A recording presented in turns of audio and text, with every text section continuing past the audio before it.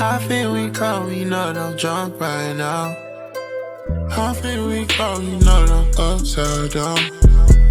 On my way, and I'm drunk out, yeah. On my way, and I'm drunk out, yeah. Put some on that kiss cares. Put a ring on her, baby, it's marriage. On the BJ, just landed Paris. She want me to meet both parents. Back again with another video. This time we got something for TOLIVER. As usual, breaking down the sample, breaking down the drums. Along the way, I'm just gonna be talking and giving you a lot of tips and tricks, you know, stuff that you probably haven't heard of. So let's get into it. So starting off with the sample, I initially start in 102 BPM and then I pitch it up and sped it up, but this is what the original sample sounds like.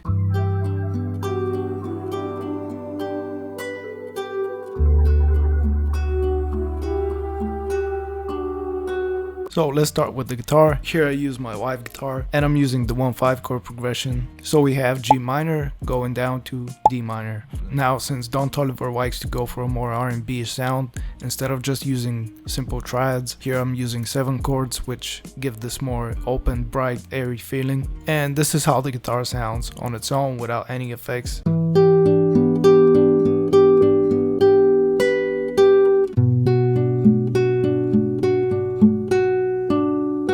So essentially what I'm doing here is I'm just barring the 4th fret and then I'm using the E and A minor 7 chord bar shapes and I'm just playing a simple triplet pattern. Now the reason why I decided to go for a triplet pattern is because the sample is in a really low BPM and it's gonna sound slow, but since we're using triplets it's gonna make it sound more energetic even though it's lower BPM. Now these are the effects that I have on my guitar. An EQ which takes out the low end and boosts the high end. After that I added a stereo shaper which just spreads the guitar since I'm recording it live and everything recorded through the mic is mono, so basically I'm making it stereo. And then I added a tiny bit of reverb, just make it more natural sounding. And one major tip when it comes to recording live instruments is you want to keep them as close to the original as possible. So don't overdo the effects. Do not waste your time trying to fix a bad take with effects and post-processing. Just take your time, have a clean recording. After that just add minimal processing and that's how it's gonna sound more natural and authentic. So since we're using 7 chords and we're aiming for a more open, bright, you know, sound, I added some ambient vocals which are perfectly gonna fit with the whole airy vibe that we're going for. So what I did here was I put up boom vocals and I laid down this pattern.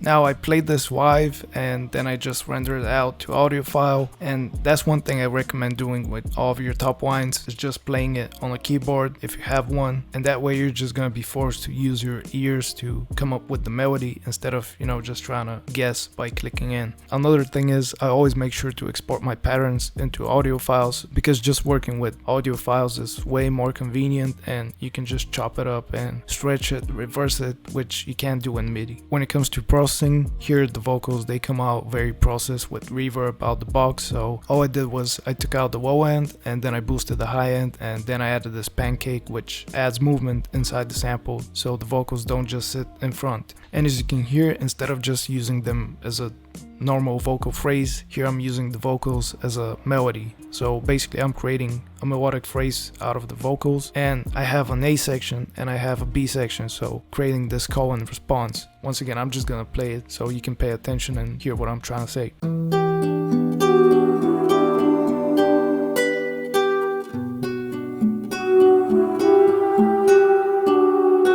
By asking a question with my melody and then giving an answer, I'm creating a pattern that's way more catchy and it just goes well with the rest of the sample. Now moving on, I added this accent. So a couple of things about this. First off, don't be afraid to sample yourself. So this originally came from another sample that I made.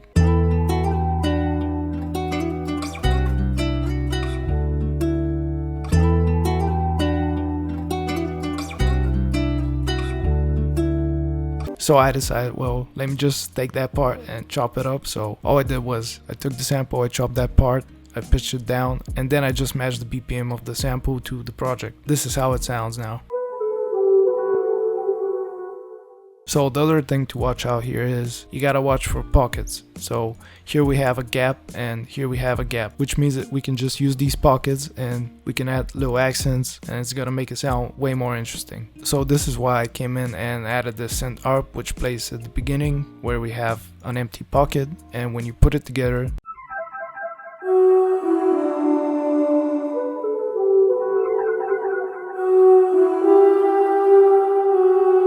now this is probably one of my favorite concepts, and this is something called sound color melody, which essentially is you're taking the melody and then you're breaking it apart and using different instruments to, you know, play out the whole melody. If you just take all the elements here and you stack them on top, you can see that we have a complete melody, which is just spread out in between different instruments, which works together with the guitar.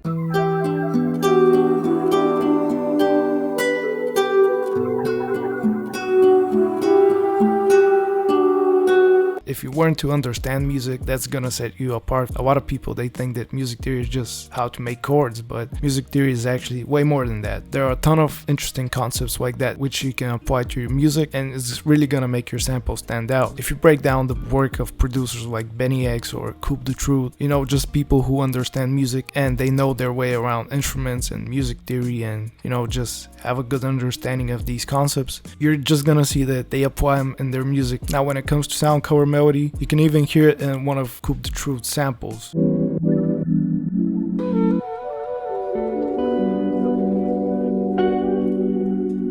You can just hear how the melody is taken and it's broken down into different instruments. So yeah, just take your time, study music, go down the rabbit hole. You know, there are a lot of interesting things that you can learn as a music producer. Now to further add some movement to the sample and some more texture, I went ahead and added this percussion loop using boom drum breaks, which comes together with boom vocals, which I used earlier. So yeah, I just needed a texture, you know, something that's gonna sit in the back of the sample. You should be thinking of your samples and your beats as, you know, a room which you put furniture in. If you just put everything in one place and you just throw it randomly, you won't be able to move around and the room isn't gonna have any space. You want to have something that's in the back, something that's in the front, you want to have something that's in the sides and the corners, and your goal is to put furniture in your room but also leave a path which you can walk inside the room. And using this analogy, the path where you can walk inside the room is where the artist's vocal is gonna come in. So if there isn't any room to walk inside,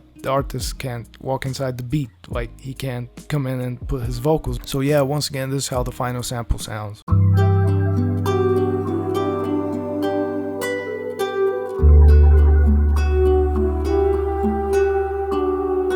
Now moving on to the drums, I took the sample, I pitched it up. Now the sample sounds like this.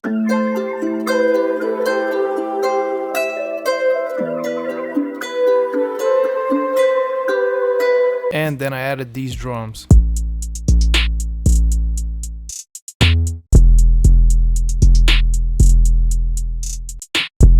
The first 808, so here I'm using two 808s following the root notes of the chord progression, and then I have the second 808 which is going up and down to create more bounce, so when you play the two together, that's how they sound.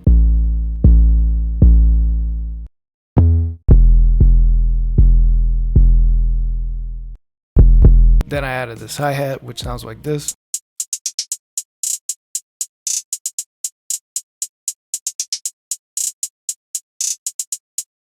Couple of rolls, and then they just keep on repeating. And then I have this basic snare pattern, so when you put everything together, this is how it sounds.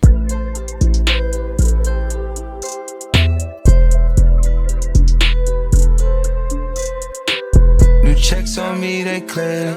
Got a naked on a test. Got my diamonds on embarrassed. Got my diamonds on embarrassed. They hit that pussy in Paris. Know your mama's overbearing. No, she always there. That's pretty much it. Sample is gonna be in the description. Make sure to leave a comment. Say what's on your mind. Say if you learned something from this video, and catch you in the next one.